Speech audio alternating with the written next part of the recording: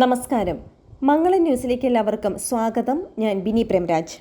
യമനിലെ Houthi വിമതരുടെ missile ആക്രമണത്തിൽ tanker കപ്പലിന് തീപിടിച്ചു. ആക്രമണത്തിൽ തീപിടുത്തവും കപ്പലിന് വൻ നാശനഷ്ടവും സംഭവിച്ചു. ആളപായമൊന്നും സംഭവിച്ചിട്ടില്ല എന്ന് US പ്രതിരോധ വക്താക്കൾ അറിയിച്ചു. ബാബൽ മന്താബ് കടലിടുക്കിന് വടക്ക് 60 നോട്ടിക്കൽ മൈൽ അകലെയാണ് അപകടം നടന്നത്.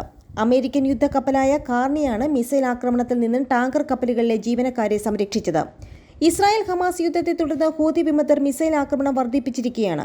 യമനിലെ ഹൂതി വിമതർ അന്താരാഷ്ട്ര കപ്പൽ ഗതാഗതത്തിനെതിരെ മിസൈൽ ആക്രമണം ആരംഭിച്ചിരിക്കുന്നു. ഈ മാസം 4-ന് ചെങ്കടലിൽ 3 വാണിജ്യ കപ്പലുകൾക്ക് നേരെ ഹൂതി വിമതർ മിസൈൽ ആക്രമണം നടത്തിയിരുന്നു. മണിക്കൂറുകളോളം നീണ്ട ആക്രമണത്തെ പ്രതിരോധിക്കുന്നതിന്റെ ഭാഗമായി അമേരിക്കൻ യുദ്ധക്കപ്പൽ പ്രത്യാക്രമണങ്ങളും നടത്തി. പനാമയുടെ 2 കപ്പലുകളും ഒരു ബ്രിട്ടീഷ് കപ്പലുമാണ് ഹൂതികളുടെ ആക്രമണത്തെ അതിജീവിച്ചത്. ഇസ്രായേൽ ഹമാസ് യുദ്ധത്തിനിടെ നിരവധി ഹൂതി മിസൈലുകളെ തകർത്തെറിഞ്ഞ അമേരിക്കൻ യുദ്ധക്കപ്പലാണ് കാർണി. ആക്രമണ പരമ്പരകൾ നേരിട്ടുവെങ്കിലും യാതൊരു കേടുപാടും ഇതുവരെ US യുദ്ധക്കപ്പലിന് സംഭവിച്ചിട്ടില്ല.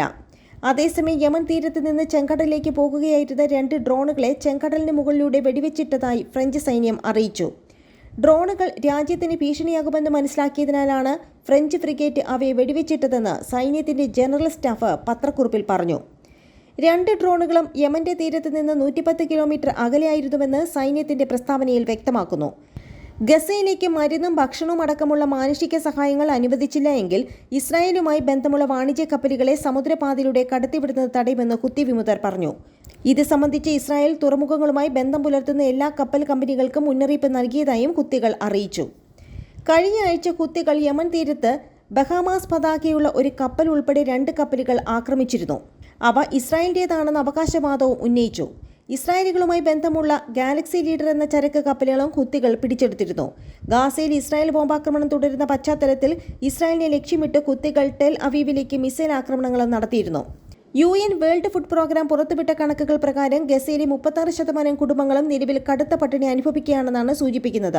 കണക്കുകൾ പ്രകാരം ഗസയിൽ ഇസ്രായേൽ നടത്തിയ ആക്രമണത്തിൽ 17,000-ലധികം ഫലസ്തീനികൾ കൊല്ലപ്പെട്ടതായും വ്യക്തമാക്കുന്നുണ്ട്. അതേസമയം ചരക്ക് വിൽപ്പനയിലൂടെ യമനിലെ ഹൂത്തി വിമത ഗ്രൂപ്പിന് ധനസഹായം നൽകിയെന്നാരോപിച്ച് ഇറാൻ പിന്തുണയുള്ള നെറ്റ്വർക്കിനെതിരെ ഉപരോധം പ്രഖ്യാപിച്ചു അമേരിക്ക. രഹസ്യ പ്രവർത്തനങ്ങൾ നടത്തുന്ന ഇറാന്റെ സായുധ സേനയുടെ ഭാഗമായ ഇസ്ലാമിക് റവല്യൂഷണറി ഗാർഡ് കോർപ്സിന്റെ പിന്തുണയോടുകൂടിയാണ് ഈ നെറ്റ്വർക്ക് ശൃംഖല പ്രവർത്തിക്കുന്നതെന്നാണ് അമേരിക്ക പറയുന്നത്. ഇറാൻ, ഹൂത്തി എന്നിവർക്ക് സാമ്പത്തിക സഹായം നൽകുന്നതായി ബന്ധപ്പെട്ട് അനുമതി നൽകിയതിൽ ഇറാൻ പിന്തുണയ്ക്കുന്ന സൗദ് അൽ ജമാൽ എന്നയാൾ മുമ്പും ആരോപണ വിധേയമായിട്ടുണ്ടെന്ന് US ട്രഷറി പറഞ്ഞു. ഹൂത്തികൾക്ക് ഫണ്ട് നൽകുന്നതിന് സൗദ് അൽ ജമാൽ എക്സ്ചേഞ്ച് സ്ഥാപനങ്ങളുടെ ശൃംഖല ഉപയോഗിക്കുന്നുവെന്നും അമേരിക്ക ചൂണ്ടിക്കാട്ടി. ഇതുകൂടാതെ ലെബനിലെയും ദുബായിലെയും പണമിടപാടുകാരെയും പട്ടികപ്പെടുത്തിയിട്ടുണ്ടെന്ന് അമേരിക്ക പറഞ്ഞു. ഇത്തരത്തിലുള്ള അസ്ഥിരമായ പ്രവർത്തനങ്ങൾക്ക് സാമ്പത്തിക സഹായം നൽകുന്ന ശൃംഖലകളെ നിയന്ത്രിക്കുമെന്നും തടസ്സപ്പെടുത്തുമെന്നും US ട്രഷറി വ്യക്തമാക്കി. ഹൂത്തികൾക്ക് ദശലക്ഷക്കണക്കിന് ഡോളർ സാമ്പത്തിക സഹായം നൽകുന്നതിൽ ഏർപ്പെട്ടിരിക്കുന്ന 13 വ്യക്തികളെയും സ്ഥാപനങ്ങളെയും ഉപരോധിക്കാനാണ് US ട്രഷറിയുടെ നിലവിലെ ധാരണ. ഇറാനിൽ നിന്ന് ഹൂത്തികൾക്ക് ധനസഹായവും പിന്തുണയും ലഭിക്കുന്നു എന്നതിൽ അതിശയമില്ലെന്ന് US ട്രഷറി തീവ്രവാദ സാമ്പത്തിക intelligence under secretary Brian Nelson പറഞ്ഞു.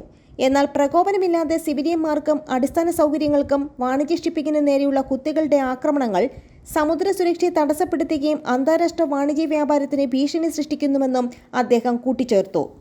ഇസ്രായേൽ ഫലസ്തീൻ സംഘർഷത്തിനിടയിൽ യമനിൽ സ്വാധീനം വിപുലീകരിച്ച ഹൂത്തികൾ വാണിജ്യ കപ്പലുകളിൽ തുടർച്ചയായ റെയ്ഡുകൾ നടത്തുകയും ഇസ്രായേലിനെതിരെ മിസൈൽ ഡ്രോൺ ആക്രമണം നടത്തിയെന്ന ആരോപണത്തിന്റെ അടിസ്ഥാനത്തിലാണ് അമേരിക്കയുടെ ഈ തീരുമാനം. അതേസമയം ഫലസ്തീൻ സായുധ ഗ്രൂപ്പായ ഹമാസിനെതിരെ ഗാസയിൽ ഇസ്രായേൽ നടത്തുന്ന ആക്രമണത്തിനുള്ള മറുപടിയായാണ് ഈ ആക്രമണങ്ങളെന്ന് ഹൂത്തികൾ പറഞ്ഞു. നന്ദി, നമസ്കാരം.